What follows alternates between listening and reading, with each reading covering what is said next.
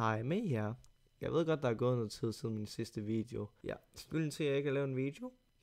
I kan godt huske, at min anden kanal blev slettet. Det er en af skyldene. Den anden er jeg bare ikke er så interesseret mere, hvad den hedder. Så den her video kommer til at have 3 dele. En med min lillebror, 2 med min ven Oliver. En har lidt, den sidste er lidt mere ved at gøre. Så ja, bare se videoen. Jeg kommer ikke til at fucking spoil det for jer. Fuck jer. Hej alle sammen, og velkommen til en mere video på den her kanal, som jeg ikke navngiver. Hej Louis. Hej. Det er dig. Hvad laver du? Hey. Går du? Ja. Hvorfor er du ikke normal lige nu? Prøv at være normal. Okay. Okay. Hey Louis, skal vi bare kopiere alt det, der skete i den anden video? Ja. Ja. Ja. Eller ikke? Så lad mig lige vende den sådan her. Ja eller ikke? Ja, nej. Er du? Eller? Ja. Ja. Ja. Ja. Ja. Er det? Ja. Det er godt. Ja. Synes du det er godt? Ja. Er det? Ja. Går det ind i elevatoren? Okay. Okay, jeg kommer til at speede det her op super hurtigt. Gå ind i den.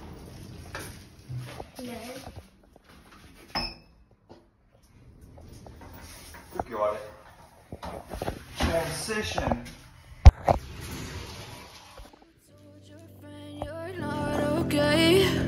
Det er bare det samme. Men Louis, hvad gør vi, hvis du skider dig selv? Så på den måde, på den måde. Get me your song over. Jeg ved allerede, hvad vi skal lave. Transition.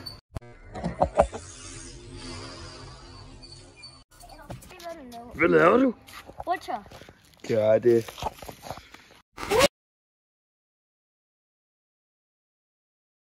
Du er dernede. Er det ikke bare den samme video, du ved?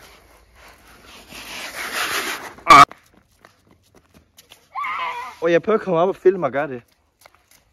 Godt op.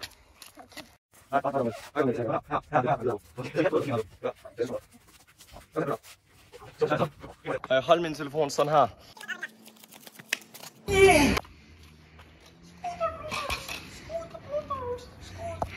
Nej.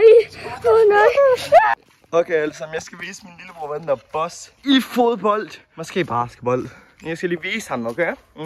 Jeg ved ikke, hvad det er, jeg kommer til at holde. Nu skal jeg vise dig, hvem der er god til basketball, okay? Jeg troede ikke engang, den kom i.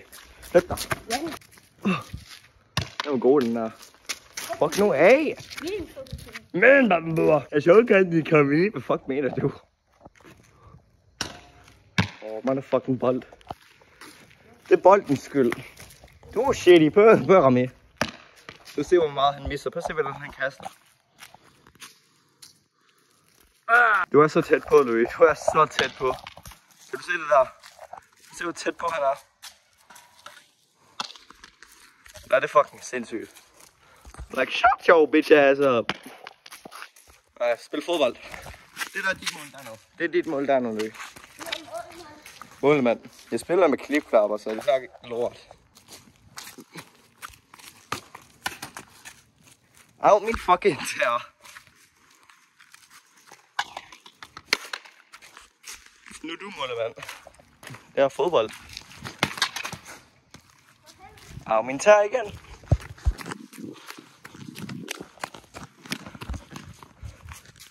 Ej, det er det sidste mål, Louis. Så jeg skruer 2, og så er du... Vi ses. Og min tager igen. Jeg vil flække det, og så misser det den. Jeg prøver det. Gør det. Gør det, og nu gør jeg det. Og jeg missede jer. Se hvordan han kaster. Nej. Okay alle sammen, vi lige rørt en butik. Er I stolte af mig? Jeg er også, mener jeg. Har vi ikke lige rørt den her butik? Vi stjal det her lort. Hey. Nej, jeg brugte faktisk 500 kroner på det. Okay alle sammen, mig og Lus har også købt is, som vi så savler på. Vi har også købt donuts. Dem kommer jeg til at spise, for det er queso. Jeg joker. fordi så begræder Louis, hvis jeg gør det. Louis han er blevet federe, fordi han spiser anis. Men nu skal vi bare hjem til far og give ham det her, så kan vi... Så måske i morgen laver jeg noget andet. Ja, du er dum. Okay, alle sammen. Der er nogen, der arbejder, så jeg kan nok ikke høre mig. Men Louis han larmer virkelig meget. Han snakker lige nu. Fuck ja. Transition. Wow, hvordan er vi op her, Louis? Du er allerede, hvor vi skal hen. Jeg tager trapperne. Der ser vi nok, at komme op hurtigst.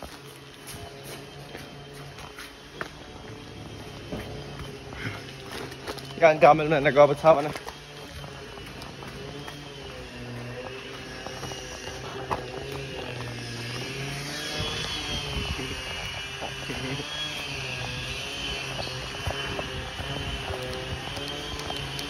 Men jeg kan ikke zoome ind i, mens jeg holder den her ulækker is.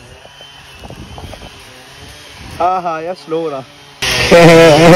Ja, obviously.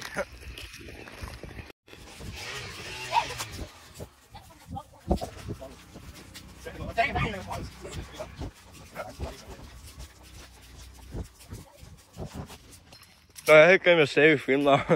Jeg har ikke glemt at stave i filmer. Hej.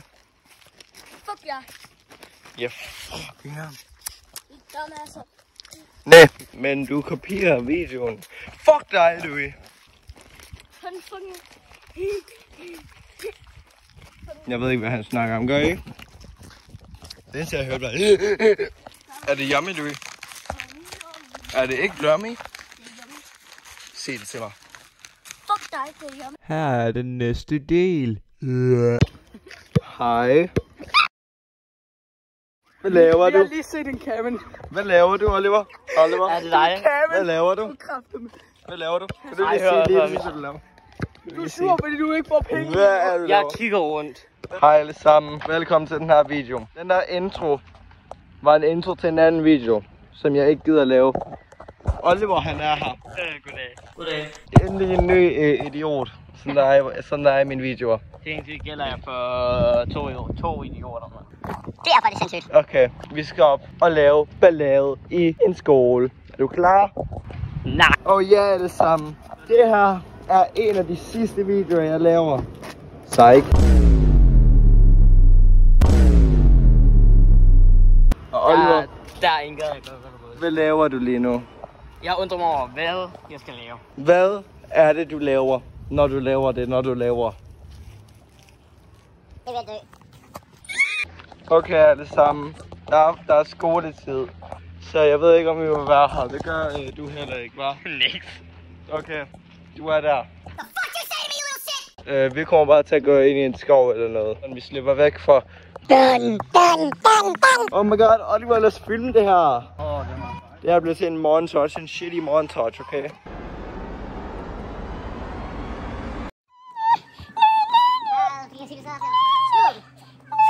Jeg har været det nok.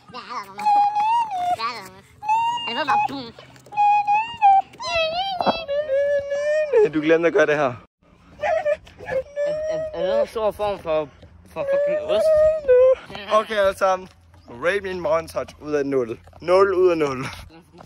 Hvorfor er du stupid lige nu, Oliver? Du spilder min tid lige nu, Oliver. Er det meningen? Du er under, Oliver. Det hælder du ikke med det der, Oliver. Nej, det gør jeg ikke, det der han. Okay, skal jeg gøre det? Svar mig. Okay, jeg prøver det. Jeg er klar til at dø alle sammen. Og hvis det her bliver min sidste video, så må I dele med det. Så må I dele. Jeg brugte ikke venner der. Okay, jeg gjorde det. Nu skal du gøre det, Oliver. Hvorfor er du stadig derhenne? Du gik? Oliver, jeg zoomer ind på dig. Jeg zoomer ud og ind på dig. Jeg zoomer ind på dig. Ja, der var jeg i hvert fald. Oliver, du falder ikke. Se. Du skal bare gå op. Du bruger. Det går jeg faktisk ikke. Snyder. Okay, nu skal vi løbe op i den her skov. Jeg kommer til at putte det her 20 milliarder. Der er en pussy. Zoom ind på ham. Mig og den her mand her. Jeg er ikke en mand. Jeg synes jo. Mig og den her dreng her. Vi skal lave en challenge, hvor vi skal bare være inde i børnehave en festet pis. Og ja, og så skal vi bare blive der, til vi bliver bandet. Eller til vi bliver smidt ud, ja. Og vi skal bare tale til lille børn. Og vi skal bare tale til lille børn. Det jeg sagde der, det er løgn. Det er helt løgn. Vi snakkede ikke med nogen børn i den her video. Det er også løgn. Vi ses. Ting. Adam. Ja, yeah, først gør det her. Okay, tag min telefon. Start. Til mig. Jeg skal have en frisbee. Nu skal jeg løbe, hva'?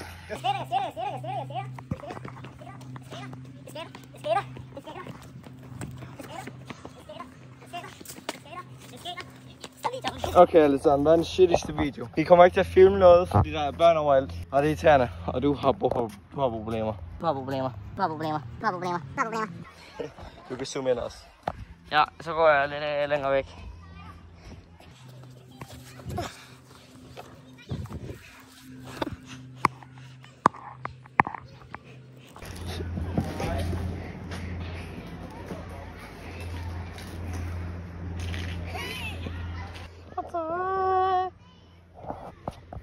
Konge. Okay alle sammen. Oliver han er en pussy, han gider ikke gøre det. Nej, gider det. Alle Jeg sammen, gider ikke komme i fængsel. hvis den her video bliver demonetized, eller hvis jeg bliver bandet, så er det Olivers skyld. Du bruger hjælp. Gør det nu. Hvis jeg alle jer siger ja til at jeg skal gøre det, så gør jeg det. Når det er videoen kommer op om 3 år. Når det er videoen kommer op om 3 år. Hvordan vidste han det? Du skal kraftedeme ikke kisse. Han kommer til at sige noget til ham der. Bøssen der.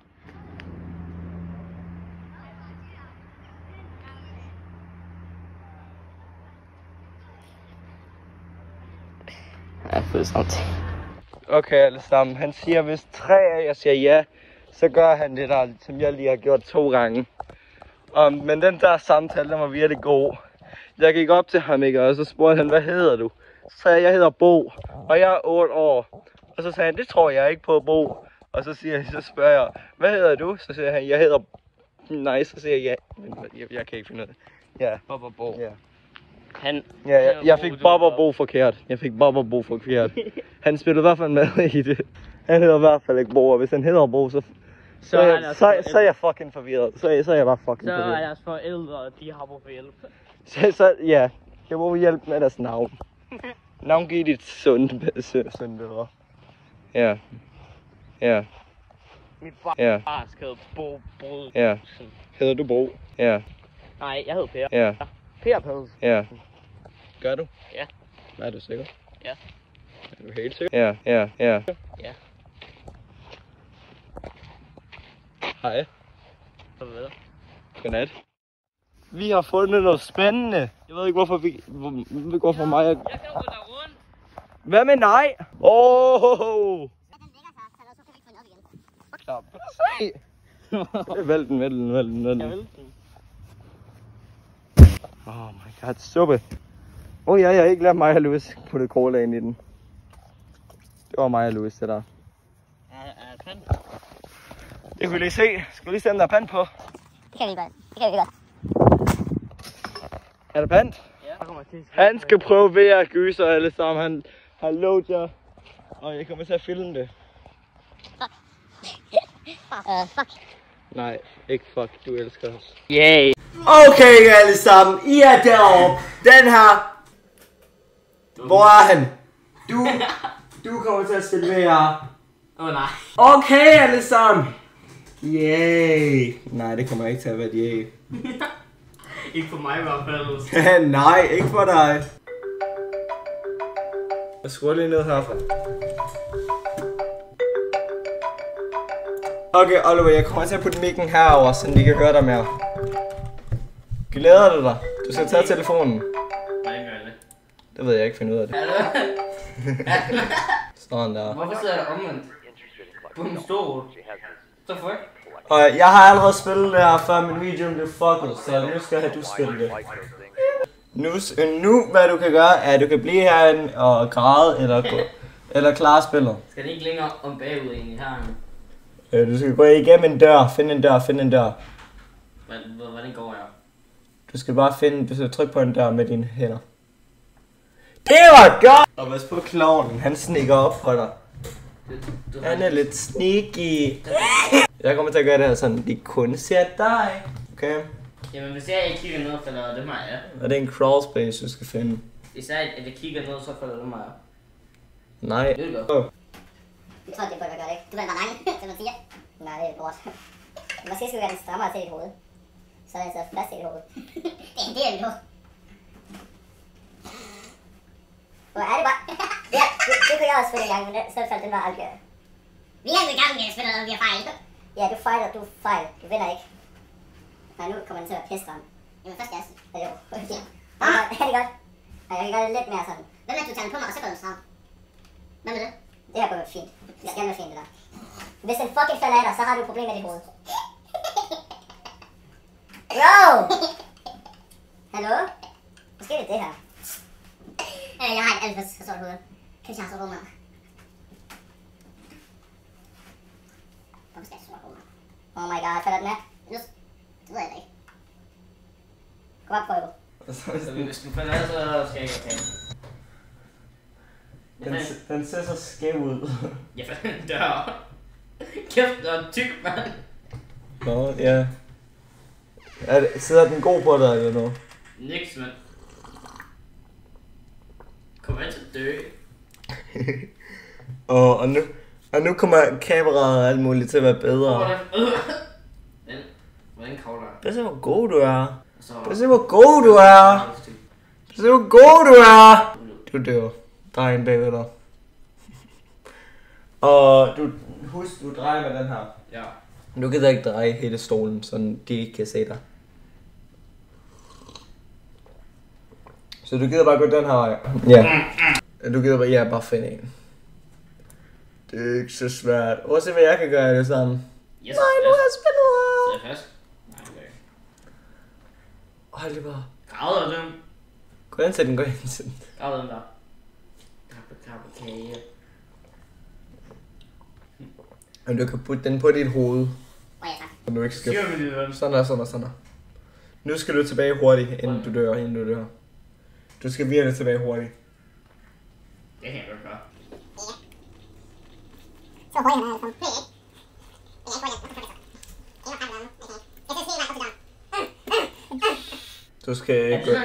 Du skal trykke på døren der. Du skal trykke på den der dør med scanneren. Hurtigt! Igennem den. Det var godt. Ej, nu gør du den forøste. Det er 20-30, fucking lang tid, mand. Og nu skal du bare... Du skal bare trykke på døren hurtigt. Tryk på døren. Hvad mener du med det der? Det der er bare et lort tv. Og nu sker der noget godt. Endelig. Det ved jeg ikke, men jeg vil nok kigge efter klovnen, hvis jeg var dig. Hvorfor kan jeg ikke gøre mig et skab? Lidt om. Det ved jeg ikke, få hjælp. Nej, nu skal du bare finde 2 dolls. Det kan du godt ikke. Jeg spørger på den vej.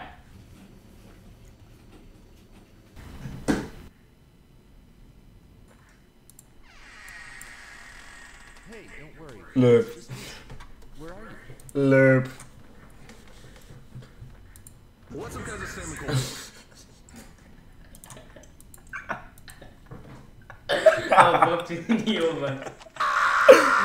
Fuck er det? Hvorfor bliver du ikke bange? Okay, prøv igen. Ja, det der. Bare tryk på døren. Det der. Bare tryk på døren. Bare tryk på døren. Tryk på døren. Den er der. Døren! Nej, det er mappen. Tryk på døren. Hvis du ikke fucking trykker på den fucking dør, så fucking sådan.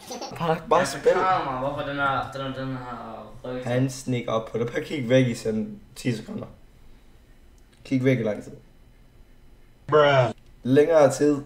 1, 2, 3, 4, 5, 6. Kig. Nej.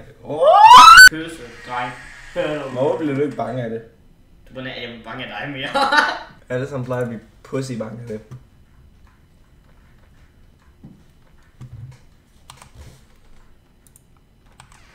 Hvorfor ikke dig? Løb. Så bare løb. Baglands! Løb. Okay, for mig at kigge af for sig. Det er det. Du fandt ham. Hvad vil du hellere spille? Hvornår spiller jeg gyserspil? Det er et gyserspil, hvordan bliver du ikke? Du er nok den eneste, der ikke bliver bange af det der. Hvordan er det lort? Det er godt! Okay, musik. Ja. Men efter du dør her, så skal jeg vise dig. Okay, hvor gemmer ham? Ja, han finder dig. Fuck, den er grim. Hør, vi skal tale om din kæledyr, Marker. Hvor er du henne? Det er der i. Og hvad siger du lige nu? Goddag. Der er ikke noget med, der var. Jeg tror, jeg slutter videoen nu.